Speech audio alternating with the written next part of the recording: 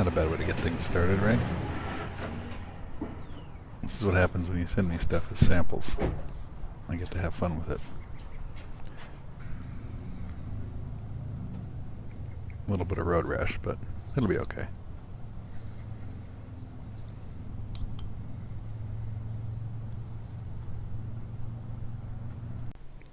Alright, so today we've got the Wurkkos TD04, which they were kind enough to send me a sample of. As you can see, it's an aluminum body flashlight.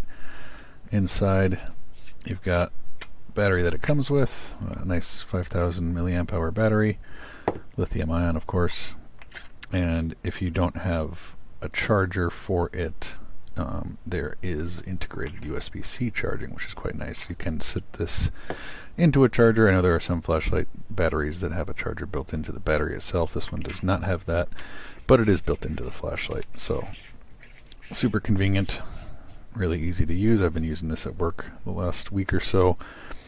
This flashlight does have a swiveling tail clip, or excuse me, a swiveling clip, and that enables you to orient either the charger or the mode button however you like. This particular light has two overall modes of operation.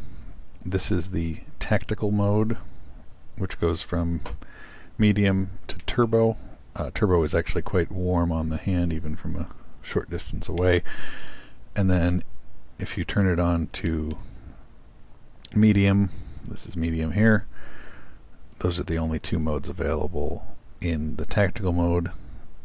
And then if you double tap, which I always have a bit of a time doing, there we go. If you double tap, you get strobe. Sorry about that. Now, when you have the flashlight on, if you press and hold the mode button for 3 seconds, now we are in normal mode. So this is low, medium, high. Oh no, this is high, and then that's turbo. So they call it eco. This is eco.